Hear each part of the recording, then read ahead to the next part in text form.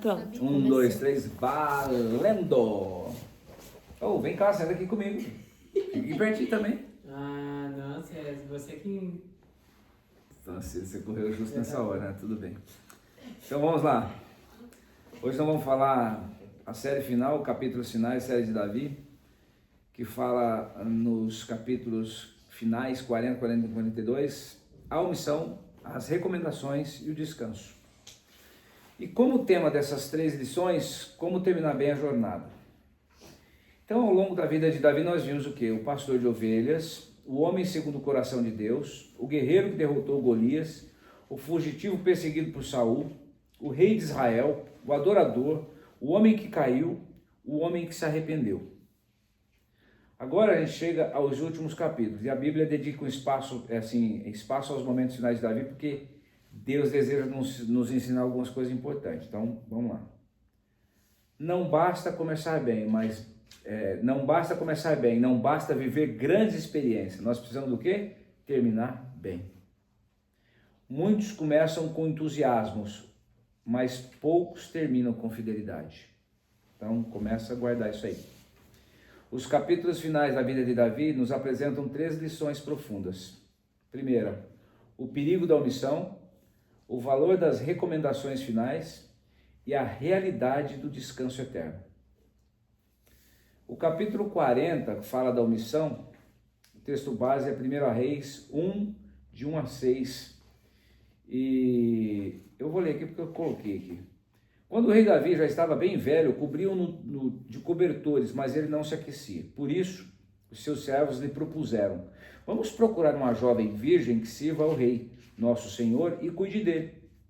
Ela se deitará junto ao seu peito, a fim de aquecer o rei, nosso senhor. Então procuraram em todo o território de Israel uma jovem bonita e encontraram uma sunamita chamada Abisag, e a levaram ao rei, ou Abisag, enfim. A jovem era realmente bonita, cuidava do rei e lhe servia, mas o rei não teve relações sexuais com ela. Ora, Adonias, cuja mãe se chamava Agite, ou Agite, enfim, Hagite, ergueu-se dizendo: eu serei o rei. Ele providenciou uma carruagem e cavalos, além de 50 homens para correrem à sua frente. O seu pai nunca o havia contrariado, perguntando: por que você age assim? Adonias também era muito bonito e havia nascido logo depois de Absalão. Esse texto descreve Davi já envelhecido. Então, enquanto o rei enfraquecia fisicamente, isso só porque está gravando, tá vendo? Um problema gravíssimo surgia dentro da sua própria casa. Ou seja, Adonias decide se autoproclamar rei. Você lembra de Absalão? Ele se levantou lá atrás, né? Agora, depois que o rei estava velhinho, foi a vez de Adonias. Ele reúne pessoas influentes, organiza uma cerimônia, constrói apoio político e tenta assumir um trono que Deus não havia lhe dado. Mas o detalhe mais impressionante está no versículo 6. Jamais o seu pai o contrariou, dizendo: por que fazes assim? A Bíblia identifica uma das raízes do problema, a omissão de Davi na correção do filho. A omissão em momentos críticos tem consequências. Davi venceu gigantes, conquistou nações, derrotou exércitos, mas falhou em áreas importantes dentro de casa. O silêncio de hoje pode se tornar a crise de amanhã, isso aqui é para nós. A ausência de posicionamento gera espaço para desordem. Em 1 Samuel 2, 22 a 25, fala de Eli. Os filhos de Eli profanavam o sacerdócio. Eli sabia, ele falava superficialmente, mas não corrigia com firmeza. O resultado disso foi: o sacerdócio foi julgado, os seus filhos morreram e a arca foi tomada. Então, a omissão de Eli, nesse caso, produziu consequências. Outra coisa, zona de conforto pode paralisar o senso de responsabilidade. Davi estava velho, talvez cansado, talvez acreditasse que já havia feito a sua parte. Mas existem responsabilidades que não terminam enquanto houver vida. A idade não anula o chamado. a experiência não substitui a vigilância. E aí, como exemplo, trago Moisés, que mesmo aos 120 anos, ele continuava instruindo o povo. O seu último livro, que é Deuteronômio, dos 5 lá do Pentateuco, que são os 5 primeiros livros da Bíblia, é praticamente uma coleção de exortações e lembranças, ou seja, ele não se acomodou, ou seja, ele terminou servindo. Outra coisa que a gente tem que considerar, a omissão no lar pode gerar filhos sem limites. Adonias cresceu sem confrontação, sem correção, sem limites, sem prestação de contas. E passou a acreditar que seus desejos eram suficientes para legitimá-lo. Isso era Adonias. A Bíblia ensina, em Provérbios 22:6, instrui a criança no caminho em que deve andar, e jamais ele se desviará. Então, amor sem correção produz fragilidade. Afeto sem limites produz desordem. Um outro exemplo é um exemplo de Samuel. Os filhos de Samuel também não andaram nos caminhos do Senhor. Em 1 Samuel 8, de 1 a 5, a gente vê que eles se desviaram. Mesmo homens piedosos precisam permanecer atentos ao discipulado dentro de casa. Então a gente percebe que mesmo os grandes heróis da Bíblia, enfim, os grandes personagens da Bíblia, eles também falharam. Eles eram muito fiéis às coisas de Deus, mas em algum determinado momento das suas vidas eles falharam dentro de casa e em algumas outras situações. E já a gente vai chegar a uma conclusão em relação a isso. Se não estabelecermos aquilo que Deus mandou, outros estabelecerão algo em nosso lugar. Deus já havia escolhido Salomão, mas Adonias tentou ocupar o espaço. Onde a verdade não é estabelecida, a mentira se apresenta. Onde a autoridade legítima não se posiciona, a ilegítima tenta governar. Aqui o exemplo de Neemias, ele não apenas reconstruiu muros, ele estabeleceu ordem, estabeleceu princípios, estabeleceu limites, porque sabia que o vazio sempre será ocupado. E eu ouvi outro dia de um pastor amigo já faz um tempo, que em qualquer situação a gente tem que falar de Jesus, porque se não for falar de Jesus, outras coisas vão entrar na vida das pessoas. Porque não existe espaço vazio, esse espaço sempre será ocupado. Se não for para as coisas de Deus, vai ser pelas coisas do mundo. O que a gente está, principalmente a gente que tem responsabilidade em relação a filhos, enfim, a pessoas da família, o que a gente tem manifestado? Esse dia eu recebi uma cobrança, não é cobrança, mas um posicionamento muito forte, uma dura mesmo, que aí eu entro aquela frase do pastor André que eu falei antes do coisa. Nós não fomos chamados, recebemos de Deus, eu vivo as coisas de Deus, que maravilha que é. Não. A gente foi chamado, apresentado para o reino, para o Evangelho de Cristo, para propagar. Isso a gente tem que levar. Isso não tem que ficar retido em nós. Eles falam, como é que assim, tem muito obeso da palavra e gente passando fome do Evangelho, sabe, coisa assim? Que as pessoas vão para a igreja, se abastece e nunca transborda. Nunca leva isso adiante. Então a gente tem que ficar muito atento a isso. Uma outra situação, revisite suas promessas e compromissos espirituais. Quando Natã e Batseba alertam Davi, ele desperta. Por quê? Porque foi a mãe de Salomão e Natã, que era o profeta, que alertaram Davi a respeito do que estava acontecendo. Aí Davi desperta, ele lembra da promessa, ele se posiciona e confirma Salomão como rei. Mesmo no final da vida, Davi ainda teve tempo de corrigir aquilo que estava fora do propósito de Deus, ou seja, ele já tinha sido determinado rei, definido como rei Salomão, e Davi deu um relaxado. Por isso que Adonias se levantou. Aí ele foi alertar exatamente Batseba e Natã, que aí ele, peraí, preciso me posicionar e fazer ele assumir logo, porque ele ainda era rei. Esse período ele ainda era rei. Então, trazendo para a nossa realidade, quantas promessas Deus já nos entregou? Quantos compromissos assumimos diante dele? Quantos chamados deixamos adormecer? Então eu trago assim para vocês, hoje é dia de revisitar o altar. Eu não sei você, mas eu nas minhas orações, principalmente quando está nos momentos de desespero, eu me coloquei à disposição do reino. Pai, eis-me aqui, me usa como instrumento, me faz ferramenta, enfim, me usa na esperança de que Deus me corrigisse alguma coisa na minha vida. Ele ouve. Em algum momento ele vai te lembrar dessa oração. E ele tem lembrado. Tem me trazido algumas coisas que eu assumi. Então, isso vem de encontro a essa questão, né? Às vezes a gente, no momento de necessidade, de desespero, de angústia, a gente se coloca diante de Deus e se compromete com algumas coisas. Só que Deus não esquece. Se aquilo estiver de acordo com o propósito dele, ele está precisando de ferramenta, está precisando de instrumento. Opa, peraí, me endoborou por causa disso. Peraí, deixa eu usar ele aqui. Então a gente tem que ficar atento a isso. Então é legal isso, a gente voltar no nosso eu aí, nosso interior, e ver o que está acontecendo, o que a gente está deixando de cumprir, aquilo que a gente ainda não entregou, os compromissos que a gente assumiu diante de Deus e ainda não foi colocado em prática. A frase desse primeiro capítulo, a frase de destaque aí que está no livro é: a omissão em momentos críticos abre espaço para o que a desordem, a ambição e a usurpação ocupem o lugar da responsabilidade que negligenciamos. Está na capa inicial do livro.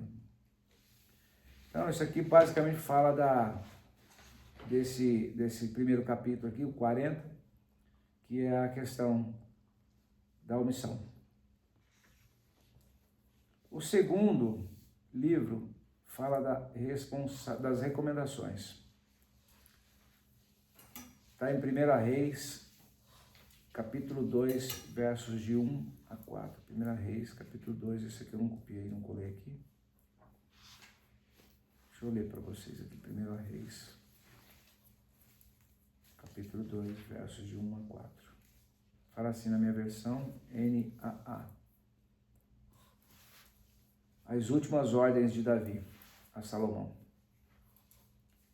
Quando se aproximava o dia da morte de Davi, ele deu ordens a Salomão, seu filho, dizendo: eu vou pelo caminho de todos os mortais.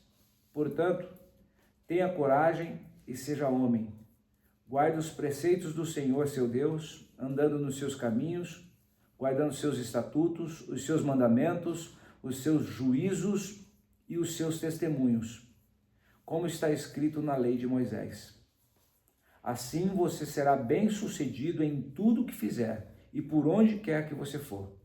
E o Senhor confirmará a promessa que me fez, dizendo: se os meus filhos guardarem o seu caminho, andando diante de mim fielmente, de todo o seu coração e de toda a sua alma, nunca lhe faltará sucessor ao trono de Israel.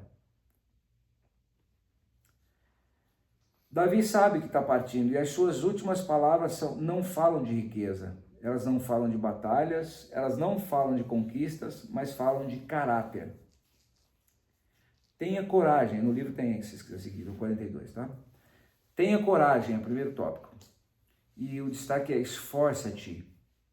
A coragem bíblica não é ausência de medo, é permanecer obediente mesmo quando existe medo. Por exemplo, Josué, Deus repetiu várias vezes: ser forte e corajoso para Josué. Porque coragem é dependência, não é autoconfiança. Outro tópico, seja homem. A expressão aqui não trata de masculinidade cultural. Ela não está falando só para homem especificamente, não. Trata de maturidade espiritual, ou seja, assuma responsabilidades, permaneça firme e viva com integridade. Para quem conhece Daniel, a história de Daniel permaneceu fiel mesmo diante da ameaça da cova dos leões. O seu caráter não mudou conforme o ambiente. Para quem não sabe, Daniel foi um dos que foi levado no cativeiro para a Babilônia, junto com mais uma tantada de gente lá. Só que lá ele não se entregou, ele não se rendeu ao mundo babilônico. Ele se manteve fiel a Deus. E mesmo com grandes ameaças, inclusive ser jogado na cova dos leões, como ele foi, ele não abriu mão, ele não se rendeu. Outro tópico, guarde os preceitos do Senhor. Davi aponta Salomão para a palavra, ou seja, não para estratégias humanas, não para influência política, não para alianças, mas para a lei de Deus. Um outro exemplo que a gente pode usar, paralelo a isso aqui, Josias. Ele encontrou o livro da lei. Quando a palavra voltou ao centro, houve restauração nacional. Toda reforma verdadeira começa com retorno à palavra. E aqui, abrindo um parênteses aqui, a minha esperança era que o tio Mir estivesse aqui, que eu chamei ele para ilustrar agora. Então, como não dá, você, por favor, ilustre essa parte aí do Josias. Não, tô brincando. Mas se quiser, fica à vontade. Então, não vai ter mais detalhes por causa disso, tá, gente? Tá vendo, tio Mir? Ela precisa estar aqui. Um outro tópico é o item 4, que fala assim, coragem é mais que ousadia. Golias teve ousadia, mas Davi tinha fé. Coragem não é impulso. Coragem é permanecer inteiro em Deus. E aqui o exemplo é de Sadraque, Mesaque e Abednego, que são outros que foram com Daniel levados no cativeiro para a Babilônia. Eles não sabiam se seriam livrados, mas decidiram obedecer mesmo assim, quando eles foram jogados na fornalha. Nessa situação aqui, por eles não obedecerem ao rei, lá eles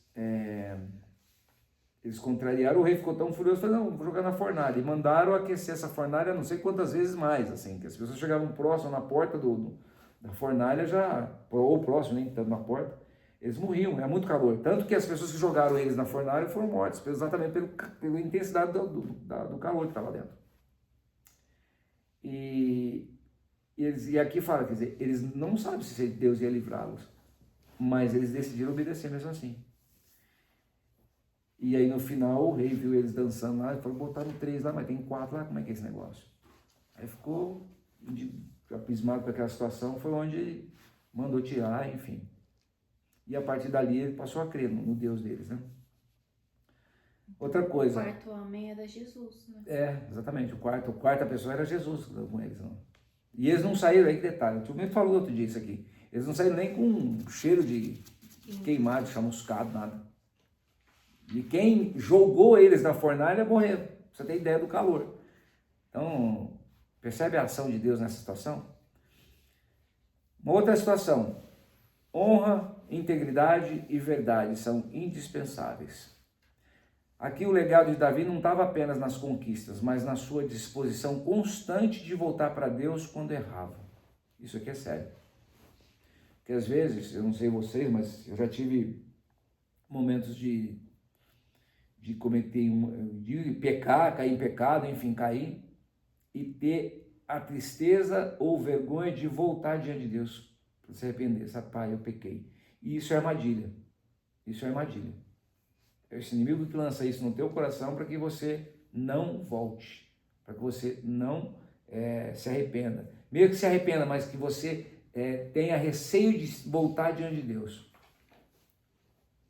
E não importa quantas vezes você errar, Deus está pronto para te perdoar, para te receber, desde que haja arrependimento genuíno. José do Egito foi um exemplo, ele poderia ter cedido ao pecado, mas escolheu honrar a Deus. Então, integridade é fazer o certo quando ninguém vê. Tem uma frase que eu acho muito legal, que fala assim, não vou lembrar a essência dela, mas a verdade é assim. Ai, nossa, deu branco, hein? Importa que você é quando você... Quem é você quando você está só? Aí é você verdadeiramente. Porque quando você está só, ninguém tem a impressão que ninguém está te vendo, ali é você exatamente como você é. E a pergunta é, o que você é? Quem você é quando você está só? Uma vez como chama aquele cara barbudão lá, o filósofo? Cortella. Ele falou um negócio que é semelhante à questão do... Não vou lembrar o paralelo, mas ele fala assim, que quando você... Isso é lícito? Se eu posso fazer algo assim? Eu posso fazer isso? Ele falou, se você pode fazer o que você quiser, mas se aquilo que você fizer, você tiver vergonha de contar para sua mãe, não faça. Eu achei isso muito legal, essa colocação. Porque ele, na colocação dele, ele falou que mãe, aqui, pra gente, é a essência de pureza, de responsabilidade, de juízo, né? de respeito. mãe está num ponto máximo. Ele falou, se você tiver vergonha de contar para tua mãe, não faça. E a gente definiu bem essa questão, assim, estava numa palestra, foi muito legal isso. Então, isso vem de encontro com essa pergunta, quem é você quando você está só? E aqui fala, né, a integridade é fazer o certo quando ninguém vê. Mas tem um que vê onde você estiver, não importa, até seus pensamentos ele sabe, que é o Senhor. Outra coisa, a palavra precisa ser o padrão. Vivemos dias em que opiniões mudam constantemente, mas a palavra permanece.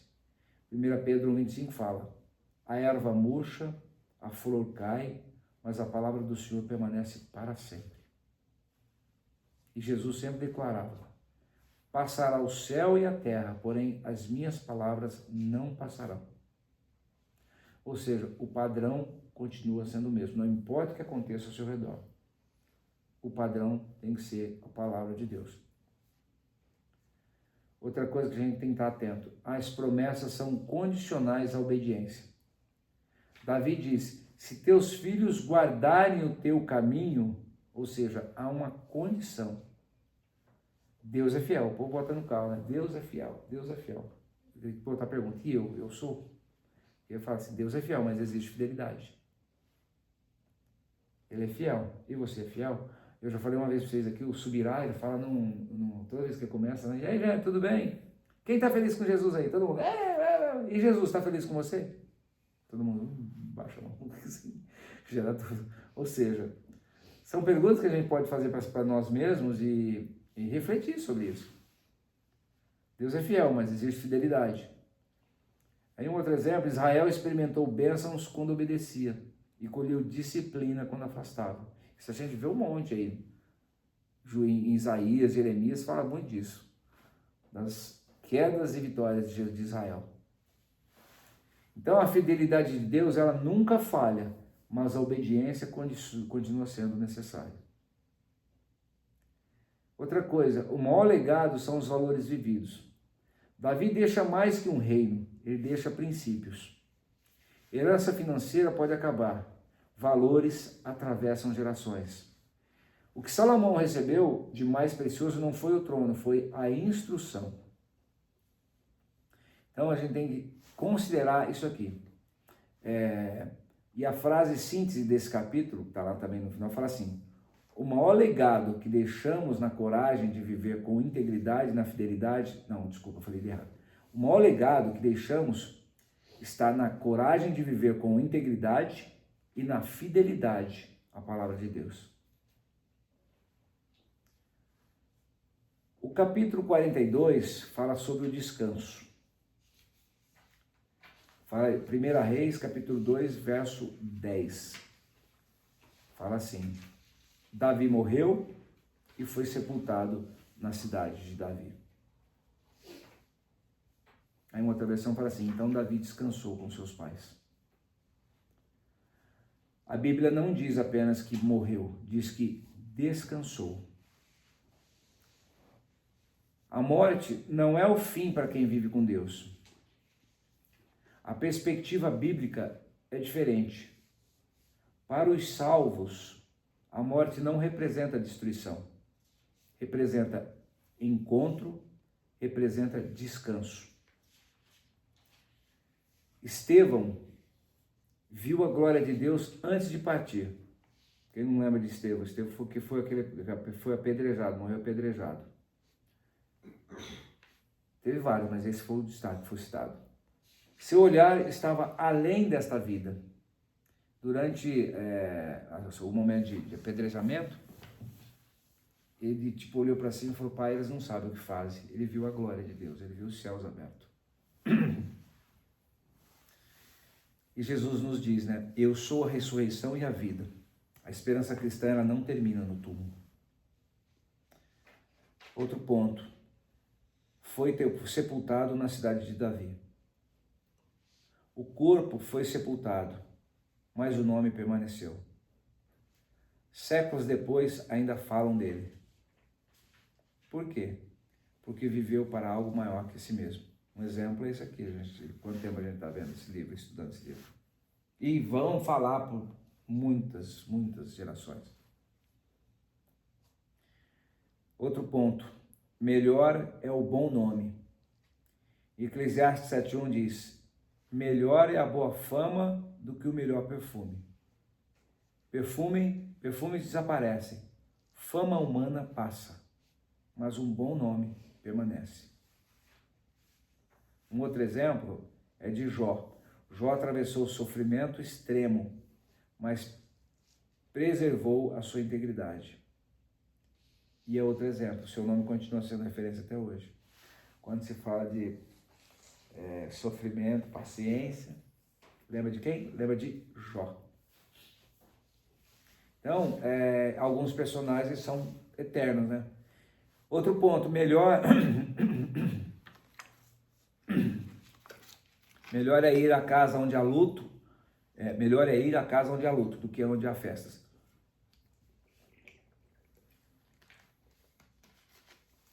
Parece estranho, mas Salomão explica, porque ali onde há luto, o homem considera o seu próprio fim. O luto produz reflexão. O luto reorganiza prioridades. O luto nos lembra que a vida é breve. Um exemplo, vou usar Lázaro aqui. Quando Jesus chegou ao sepultamento de Lázaro, todos foram confrontados com a fragilidade da vida. Mas, mais ainda, com o poder da ressurreição. Ou seja, ninguém botava fé naquela situação. Até uma das irmãs falou, ele já cheira mal. Mas Jesus foi lá e trouxe Lázaro de volta. Então assim, de fato a vida é muito frágil, é passageira, passa rápido. A própria palavra fala, né, em alguns pontos, como fala? Deu branco agora. Mas é como a relva, que cresce, vem o sol, murcha, morre, é assim a vida. Só que o que impactou de verdade é a ressurreição. E por incrível que pareça, eu estou lendo 1 Coríntios e o capítulo 14 fala exatamente disso. O 15 fala exatamente disso, né? Da ressurreição. Ensina exatamente a questão, para entender, é legal vocês conhecerem, fala para entender como que é o corpo ressurreto, a diferença do corpo carnal, do corpo espiritual, é muito interessante, viu? Fala bem dessa questão de ressurreição, muito legal. E um outro ponto que a gente tem que considerar, a tristeza pode refinar o coração. Nem toda tristeza é destrutiva. Existe tristeza que gera arrependimento, existe tristeza que produz transformação e existe tristeza que nos aproxima de Deus. Pedro, após negar Jesus, chorou amargamente. Mas aquelas lágrimas prepararam o quê? A sua restauração. Depois Jesus o trouxe à vida e afirmou. Ele foi colocado numa posição de destaque, porque em cima, através da vida dele, a igreja seria implantada, seria estruturada, enfim. Um outro ponto, tenha uma perspectiva eterna. Davi teve falhas, teve erros, teve quedas, mas terminou olhando para Deus. O foco final da sua vida não é o trono, e sim a eternidade. E esse foco a gente tem que ter. Não importa o que aconteça com a gente aqui na vida, não importa pelas circunstâncias que a gente passar, que a gente viver. O nosso foco tem que estar na eternidade.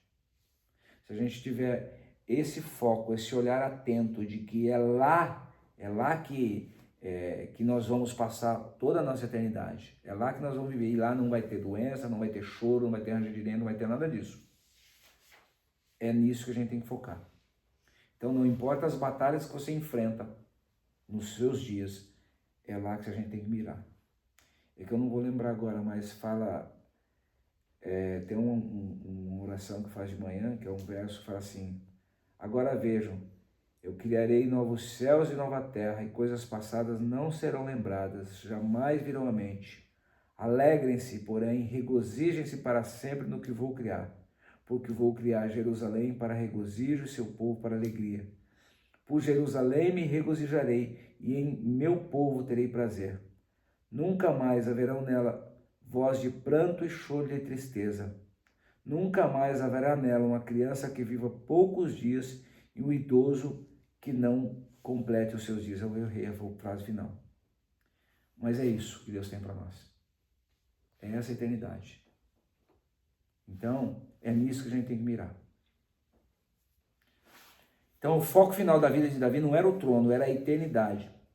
Paulo, ele declara nos seus momentos finais, ele fala assim: combati o bom combate, completei a carreira, guardei a fé. E é isso que a gente tem que se inspirar, nisso aqui que a gente tem que se inspirar. Esse é o objetivo, não é apenas viver, mas terminar guardando a fé. E a frase de síntese desse capítulo fala assim: a morte para o justo é descanso, e o bom nome que deixamos é o legado mais precioso que podemos construir. E aí, para a gente já partir para os finalmente, os últimos capítulos da vida de Davi nos deixam algumas perguntas, e eu vou compartilhar com vocês. Sobre a omissão. O que Deus mandou você fazer e você ainda não fez? Se você ainda não sabe, pergunta para ele. Tem um papo íntimo com ele. O que precisa ser corrigido enquanto ainda há tempo? A omissão nos alerta: não abandone as responsabilidades que Deus lhe confiou. Deus tem propósito para cada um de nós.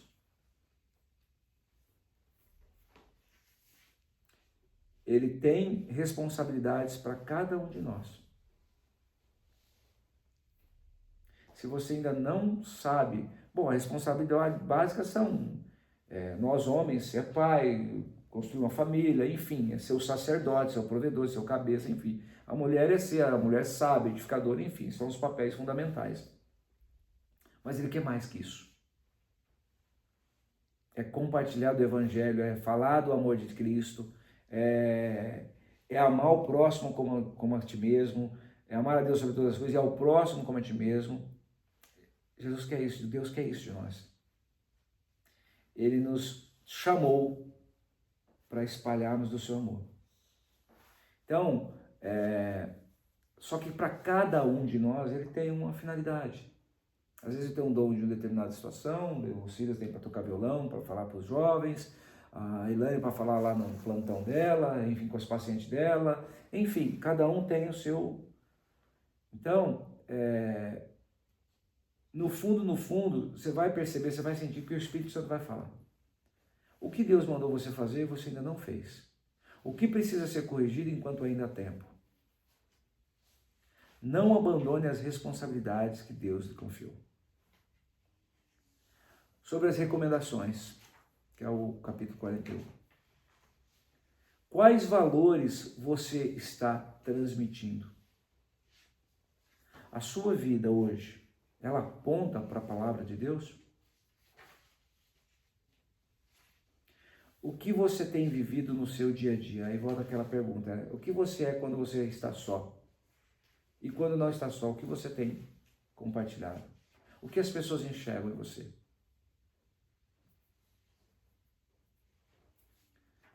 Viva com coragem, obediência e fidelidade à palavra. Sobre descanso. Isso aqui é pesado, hein? Se hoje fosse o último capítulo da sua história, qual legado permaneceria?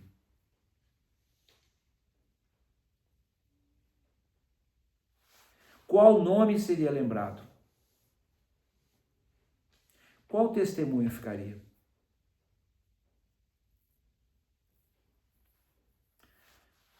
Sabe quando eu li isso aqui,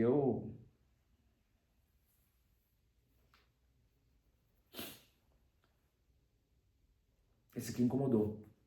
Que é igual aquela pergunta que outro dia, vendo um vídeo de um palestrante, ele perguntou assim: bom, eu queria conhecer todos vocês aqui, eu queria saber que vocês se apresentassem. Quem é você? Ele fez essa pergunta. Ah, eu sou médico, eu sou engenheiro, eu sou não sei o quê, não sei o quê. Ele falou: não, você não é isso. Isso não é você, isso é a tua profissão, isso é o teu trabalho, etc. Quem é você? As pessoas não souberam responder. E essa pergunta é para nós. Quem é você? A vida é breve, a eternidade é real. E o legado importa, e importa muito. Davi nos ensina que a omissão produz consequências. A obediência sustenta promessas. O legado nasce do caráter. A morte não é o fim para quem pertence ao Senhor. Davi não terminou perfeito, mas terminou olhando para Deus. E isso é o que torna a sua história tão poderosa. E no final, a pergunta não é mais apenas quanto construímos, mas sim quanto obedecemos. Não é quanto acumulamos, mas quanto glorificamos a Deus. Não é qual foi o tamanho da nossa influência, e sim se a nossa influência conduziu pessoas para mais perto de Deus.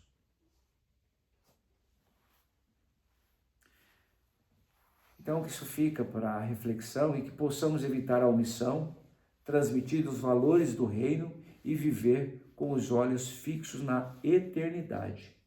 Porque uma vida vivida para Deus deixa marcas na terra e também recompensas no céu. E acima de tudo, a melhor maneira de preparar-se para o descanso eterno é viver cada dia em fidelidade ao Deus eterno. E para encerrar, Salmos 90:12 fala: ensina-nos a contar os nossos dias, para que os nossos corações alcancem sabedoria. Amém, meus queridos? Era isso que eu queria passar para vocês, mas para encerrar, eu quero fazer a oração aqui, que está na página 306, que é a última oração do ensino, do texto, que é muito especial. Que fala, acho que ia ser legal todo mundo orar junto, né? Vamos? Então vamos lá. Todo mundo achou? 306. Então vamos lá. Senhor, obrigado por tudo que aprendemos com a vida de Davi. Vamos ler junto. Senhor, obrigado por tudo que aprendemos com a vida de Davi. Obrigado porque, mesmo com seus erros, ele não perdeu a fé, o arrependimento e a esperança. Ensina-nos a viver com os olhos na eternidade, a construir um bom nome e a deixar um legado que honre o teu nome. Que quando chegar nosso tempo, possamos também descansar em ti, certos de que nossas vidas tiveram propósito e valor. Que a tristeza nos amadureça, o luto nos aproxime de ti e que a eternidade seja o alvo constante do nosso coração. Em nome de Jesus. Amém. Amém? Amém. Pronto, gravou.